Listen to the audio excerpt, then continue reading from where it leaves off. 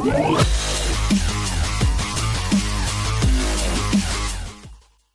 guys, it's Sash, and in this video I want to share a war recap, a war we've just had against this Asian clan, and it was a very close war. We won by 4 stars, but they did a lot of destruction. As you can see, they had 88.5% damage, and we've had an average of 82.65%. So we've actually managed to win this war, and I'm actually very proud of winning this war because we've done it against a clan using very fishy methods of attacking. What they did was they started by dropping a few troops, like a few barbarians, and then surrendering without even doing anything else. They used their bottom players to scout our top 4 bases. Well, not scout, they just simply dropped a few troops and then just surrendered. So yeah, you guys probably are aware of this cheating that's going on in wars for a very long time. So as you can see, their top player, Long, he did 95% damage to our top player Fairies, but only got 1 stars. So obviously the attack method that he used was a very risky attack method. He started by sending out his heroes at the bottom to remove those bottom defenses, and no real attacker would do such a thing, especially with Lavaloon. You would instead see attackers using their heroes to remove air defenses, like at the top. But instead of doing that, this attacker decided to remove the southern defenses. So he obviously knows something we don't. And then he's gonna start by sending out his lava hounds and all 30 of his balloons from top. And the big mistake, the big reason why he failed to 3-star this base is because he did not remove the Archer Queen. So he was really banking on his lava pups, of removing that level 40 Archer Queen, or he was also banking on all 30 of his balloons to have a good chance of dropping their damage onto that level 40 Archer Queen. So obviously this attacker was not very skilled in that sense. No real attacker or no skilled attacker would attack in such a manner going up against a centralized Archer Queen like that with Lavaloon. So this attacker was hoping to get lucky using his lava puffs or balloons, or probably he thought that he was going to be able to remove that Archer Queen and 3-star this base, but no, instead he ends up getting a 1-star. Archer, the Warden, is super weak. It's gonna take him forever to deal any real damage onto that town hall, so he's gonna fail. So then how did we beat this clan? Well, we beat this clan by going for the safer route. We decided to 2-star all their top players instead of going for some really risky 3-star attack strategy against them. We did not do that. We went for the safer route and 2-star their top bases. So here I went for the simple standard mass golem attack. Started by sending out an earthquake spell to weaken his core. Send out Hog Rider right here onto that expo. He made a mistake of not making his clan castle completely undurable, so I took advantage of that, lured out his clan castle lava hound, and I'm going to take my sweet time here. Because of the extra 30 seconds added, I can take my sweet time to remove this lava hound threat out of the way so it doesn't pose any threat to me. And yes, so I still have a lot of time when using my poison spell to remove those lava pups. And I'm gonna break inside from the right side, and the reason I broke inside here is to remove all of these structures here in the right section. And if I remove all of these structures with the wizards behind them and send out my other golems and heroes and other troops from the top, then they can all funnel straight towards the core. So I took advantage of that, placed a jump spell, and I'm also using 2 rage, 2 freeze to force my way straight inside that core, because all I need is that town hall, and I know that I'm going to be able to get that 50% because I also brought a few Hog Riders, backup Hog Riders, to clean up for any extra percentage points that I need, with a lot of cleanup archers to get that 50% if I fall short of that.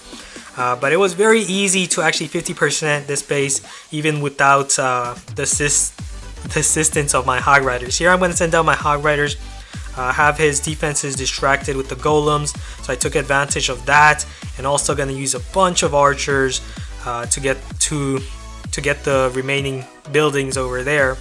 So this was a very strong 2-star attack win, I'd say. Got 66% with 2 stars. Okay, so let's see where else they went wrong. Here they only managed to 1-star David. So let's see where this attacker went wrong. He's gonna use the Archer Queen with Archer Queen walk with the Grand Warden behind the Archer Queen. As you can see, the Warden is traveling right behind the Archer Queen, buffing her up, but also assisting her in power. So that Archer Queen is doing a lot of damage. She's doing a lot of work, and here she's gonna be able to remove the Clan Castle threat as well. But it is gonna take a very long time because obviously you're just using one troop, just the Archer Queen here, to deal all of this damage. So let's see, he did all this damage, removed the air defense, Eagle Artillery, Archer Tower. Then he sends in his Barbarian King. Now obviously he was able to do all of that because the main defensive threats are inside here around this core area, around the town hall where you have the Infernal Towers, Teslas, both of the heroes. So he hasn't really done much at all.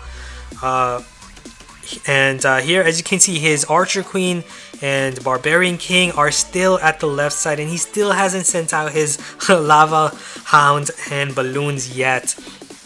And this is why he has failed against David, is because he did not remove the Archer Queen. You're supposed to remove the Archer Queen. So he was probably hoping that his Archer Queen would somehow walk towards the top to remove that Archer Queen threat, the opposing Archer Queen here. And because he failed to remove that Archer Queen, it's just gonna be futile. It doesn't matter if you get a 99%, you're still not gonna be able to get the 3rd star. Or here in this case, he failed to get even the 2nd star because he failed to remove the Archer Queen. So your whole attack does not matter at all. Same with the previous attack you guys seen on Fairies, where the attacker also failed to remove the Archer Queen. Your whole attack does not matter at all if you don't remove the Archer Queen. So this whole attack was a fail just because you failed to remove the Archer Queen. Okay, let's look at another key attack that allowed us to win this war, and this was Fairies, who 3-starred this Town Hall 10 base very easily with his level 20 Warden and level 3 Witches. So as you can see, very open core, large compartments, which is ideal for Witches to completely annihilate you. So here he's going to take advantage of that, use a bunch of Witches against this Town Hall 10 base. There's really nothing this defender can do, because this defender is using a very poor base. Now these types of bases have worked previously, but now with the new update and level 3 Witches, you should not be using these types of bases. They're just too prone to level 3 mass Witches. It's just too easy to 3-star them, even though it's very easy to 3-star any Town Hall 10 base with level 3 Witches. You really want to use more compartments in your base, smaller compartments. But then, you know, you're still not going to be able to defend 2 stars against an attacker using the Earthquake spell if you have too many compartments. So the game at the moment, in my opinion, is very unbalanced. So hopefully Supercell does something about that. As even if you have a lot of compartments to defend against mass Witches, you're going to have problems. If you have 2 multi-infernos to defend against mass Witches, you're going to have problems against mass golems. Too many compartments, you're gonna have problems with against Earthquake spells, and if you have single target Infernos to deal with mass golems or mass dragons, you're gonna have problems with level 3 Witches. So there's really nothing you can do at the moment. Okay, now let's look at one of our 3-star Town Hall 9 attacks by one of our expert Town Hall 9 war attacker, Hurricane. And he's going to use the Archer Queen walk, and he also has very high level heroes, as you can see, level 30 Archer Queen, level 30 Barbarian King, so it's going to be very easy for him to 3-star. And he's also going to take his sweet time here because of the extra 30 seconds. It just made life so much easier for Town Hall 9 players to easily 3-star opposing Town Hall 9s. So here he's just going to take his sweet time strolling around with his level 30 Archer Queen, walking around this whole left side of the base, going counterclockwise, removing all of these threats. And then he's going to start sending in his golem here on the right side, remove more of those defenses. He didn't even need the golem, he didn't even need to couple his golem with his Archer Queen, so he decided to come in from the right side with his golem, Barbarian King, and Wizards to remove more of those defenses, and then it's just gonna be a breeze to finish the rest of the space with Lava Loon. Couple of Lava Hounds and Balloons, and it's just gonna be very easy to 3-star this Town Hall 9 base. So well done, Hurricane. That was a very cool attack. So hope you guys enjoyed watching that, and I also want to let you guys know that we're recruiting war players, any Town Hall 9, 10, 11 players that are very experienced in wars. We look for the best players, and almost all of our Town Hall 10s have level 40 heroes or really high level heroes. So if you're a Town Hall 10 or 11 player, we do require that you have very powerful heroes, like at least level 30 Barbarian King and Archer Queen. For Town Hall 9s, depends on your defensive level. If you're a max Town Hall 9 player, then we do require that you have at least level 20 heroes. If you have weaker defenses or are a Town Hall 8.5 player, then we also do require that you have decent level heroes like level 15 Barbarian King and level 15 Archer Queen at the minimum. So if you're interested, come apply, come join us, and we'd be happy to have you. So thanks for watching again, and I'll see you guys again soon. Later.